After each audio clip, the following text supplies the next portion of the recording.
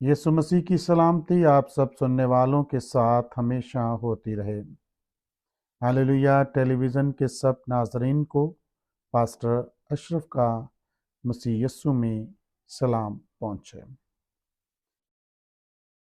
फिर हम आज क्रिसमस के पैगामात लेकर आपकी खिदमत में आए हैं।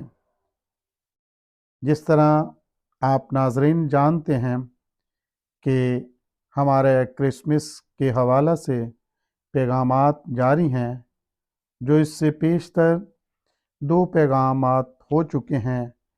पहला क्रिसमस पार्ट 1 में यीशु मसीह के 4 अकाब और उसके बाद दूसरे पार्ट में हमने देखा था सितारे के बारे, और अब क्रिसमस पार्ट 3 जो आप सुनने जा रहे हैं कि इसमें हम देखेंगे खुदावन के कलाम में से मजूसियों के 3 किस्म के नजराने जो वो दूर दराज मुल्कों से लेकर खुदावन की खिदमत में पहुँचे थे।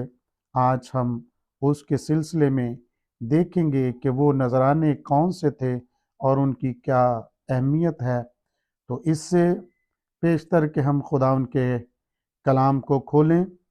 तमाम हम नाज़रीन से गुजारिश करते हैं कि अगर आपने हमारे चैनल को सब्सक्राइब नहीं किया तो सबसे पहले आप उस चैनल को सब्सक्राइब करें, ताकि ये कलाम खुदा का सिलसिला आप सब तक पहुंचता रहे और आप खुदावन से बरकत हासिल करते रहें।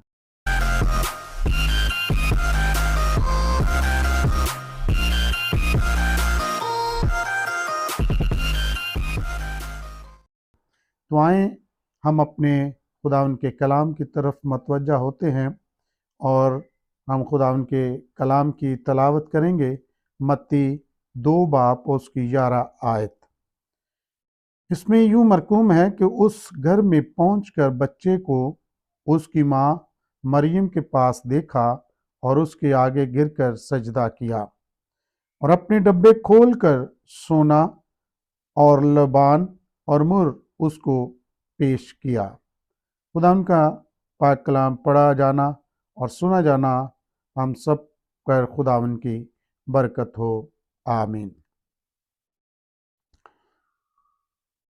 नाज़रीन, हम खुदावन का शुक्र करते हैं कि आपने जो तमाम पीछे के क्रिसमस पार्ट 1, क्रिसमस पार्ट 2 और अब क्रिसमस पार्ट 3 जिस तरह सिलसिला जारी है, आपने बहुत पसंद किया और हम आपके बहुत शुक्र हैं कि आपने इन पैगामात को पसंद किया और अपनी राय कमेंट्स में ज़ाहिर की। हम खुदावन के शुक्रगुजार हैं। मजूसी सितारे की रहनुमाई में यूसुफ और मरियम के घर में आए।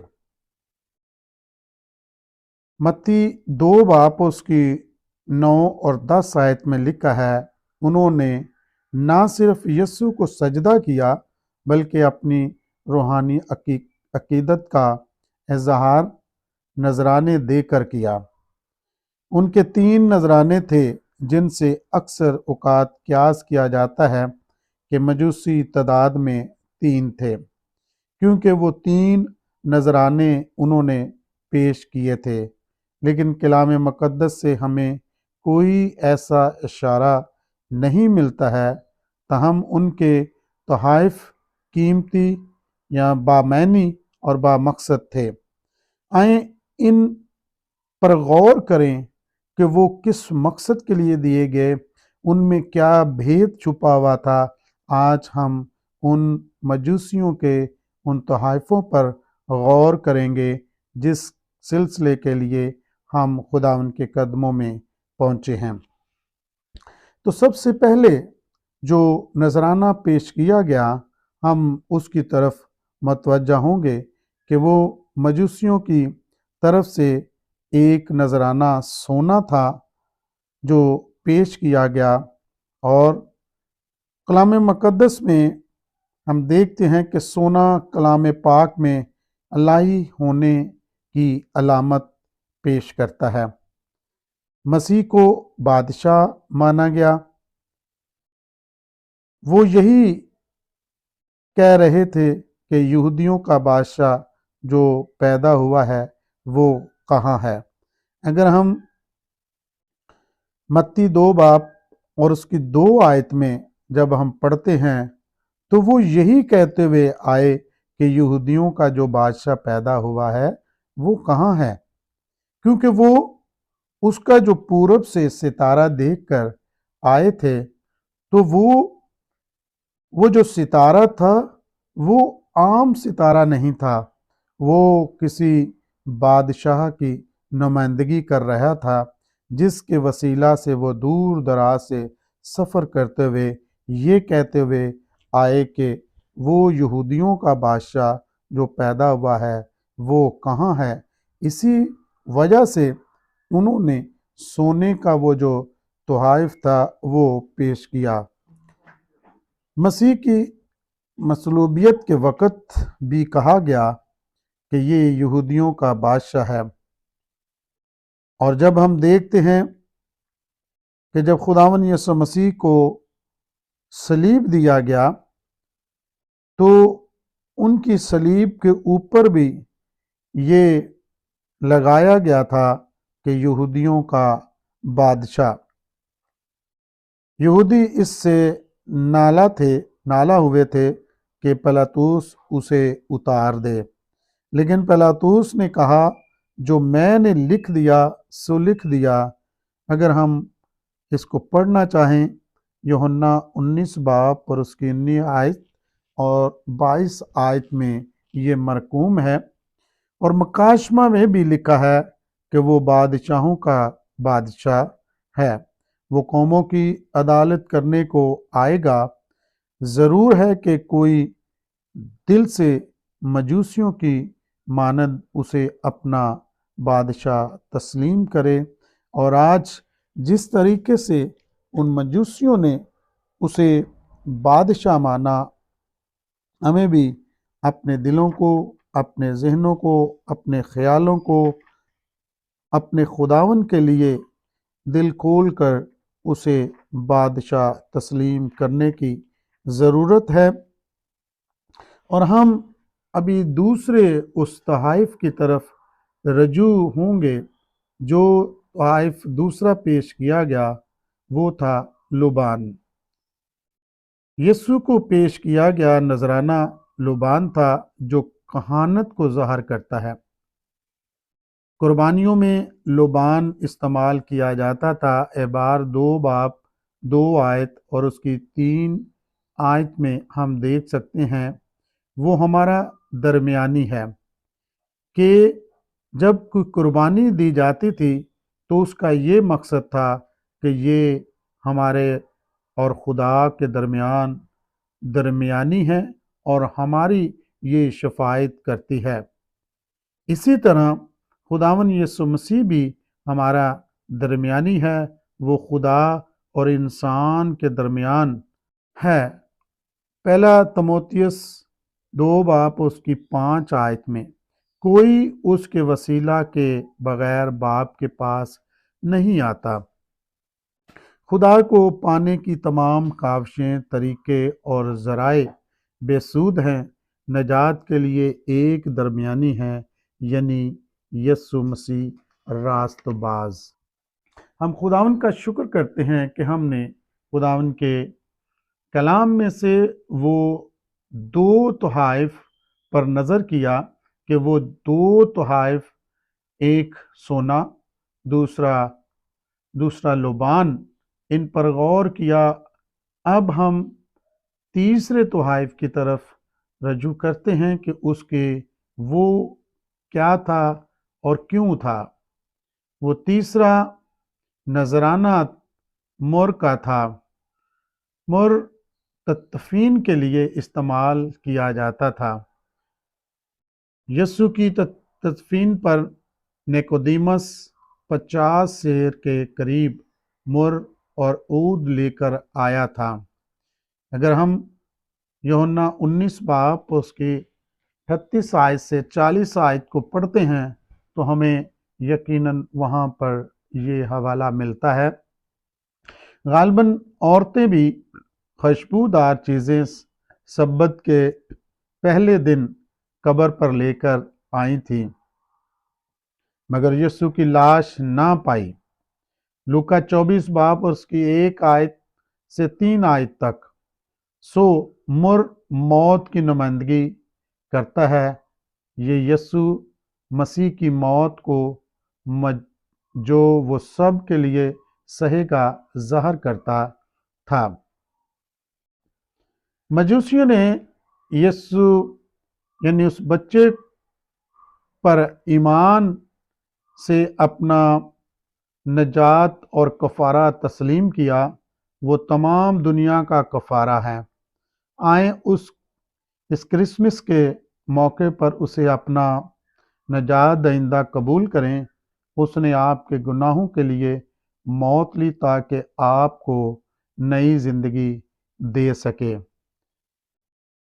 ناظرین، ہم نے خداوند کے ان 3 طوائف پر غور کیا کہ وہ اپنے اندر کیا خصوصیات رکھتی ہیں، اور آگے ہم خداوند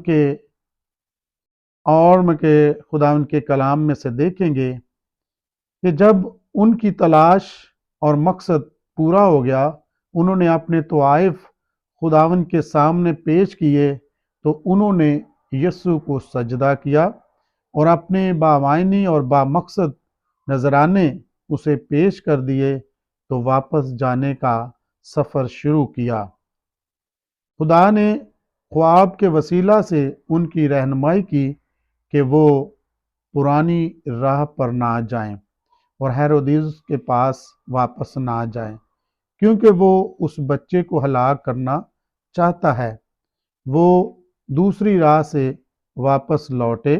خداوند کو پانے کے بعد جب ہماری زندگیوں میں نئی راہیں نہیں آتی، اگر ہم ان پرانی راہوں پر ہی رہتے ہیں تو ہمیں خداوند یسوع مسیح کو اپنی زندگی لانے سے کچھ فائدہ نہیں ہو سکتا۔ لیکن میرے عزیزو، اگر ہم نے خداوند سے کچھ حاصل کرنا ہے، اگر ہم نے خداوند اس کے سامنے اپنے نذرانے پیش کر دیے ہیں تو آج وقت ہے آگے دیکھنے کا، پیچھے کی راہ کو چھوڑنے کی ضرورت ہے۔ جس طرح مجوسیوں نے اس راہ کو بدل لیا، اس ابلیس کی راہ کی طرف نہیں گئے، ہیرودیس کی طرف نہیں گئے جو بچے کی ہلاکت کے راہ پر تھا، وہ بچے کو مارنے کو تھا، لیکن وہ خواب میں ہدایت پا کر دوسری راہ کو لوٹ گئے۔ لیکن میرے عزیزو، اگر آج آپ نے بھی خداوند کو قبول کر لیا ہے، اگر آپ نے بھی حقیقی کرسمس کی خوشیوں کو اپنانا ہے تو آپ خداوند کے حضور سجدے میں جائیں، اور یقیناً جب ہم اس کو بادشاہ اور اس کو درمیانی اور اس کی موت پر ہمیں یقین ہے تو یقیناً ہم اس کے حقیقی کرسمس کے مقصد کو جان سکتے ہیں۔ خداوند کو پانے کے بعد نئی راہ اختیار کرنے کی ضرورت ہوتی ہے۔ پرانی راہ موت کی راہ ہے۔ پطرس رسول نے عید پینتیکوس کے دن نجات پانے والے کو کہا کہ وہ خود کو ٹیڑھی قوم سے بچائیں۔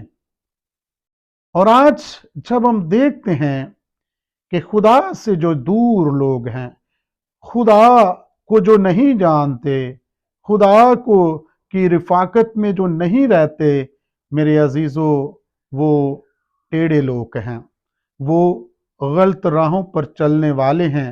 لیکن اگر آج آپ نے خداوند کو قبول کیا ہے، آج آپ نے اس کو بادشاہ تسلیم کر لیا ہے، آج آپ نے اسے مرنے کے بعد اسے جی اٹھنے کا آپ نے اقرار کیا ہے، تو پرانی رفاقت کو خیر بات کہنے کی ضرورت ہے۔ آئیں مجوسیوں کے نمونے کو اپنائیں کہ جس طریقے سے مجوسیوں نے پرانی راہ چھوڑ کر نئی راہ اپنائی، تو میرے عزیزو آج آپ کو بھی پرانی راہ چھوڑنے کی ضرورت ہے۔ مجوسیوں کے نمونے کی طرح آج آپ بھی نئی راہوں کو تلاش کریں۔ مجوسی بادشاہ کی تلاش میں تھے، انہوں نے اس کو پا کر اسے سجدہ کر کے اسے اپنا خداوند اور بادشاہ قبول کیا، اپنے قیمتی نذرانے اسے پیش کیے، اسے پانے کے بعد اپنے بہترین ہدیے اسے دینے کی ضرورت ہے۔ دل و جان سے اسے اپنا بادشاہ، اپنا درمیانی نجات دہندہ ماننے کی ضرورت ہے۔ نئی زندگی پانے کے بعد نئی راہ کو اختیار کریں، نئی رفاقت میں شامل ہوں، خداوند کے لوگوں میں، راست بازوں میں، خدا کے خادموں میں، خداوند کی کلیسیا میں ہمیں شامل ہونے کی ضرورت ہے۔ تو پھر ہی ہم حقیقی طور پر اس کرسمس کو، اس کے پیدائش کے دن کو، اس کا دنیا میں آنے کے مقصد کو ہم پھر ہی حاصل کر سکتے ہیں۔ خداوند آپ کو برکت دے اور آپ سب کو کرسمس مبارک ہو۔ آمین۔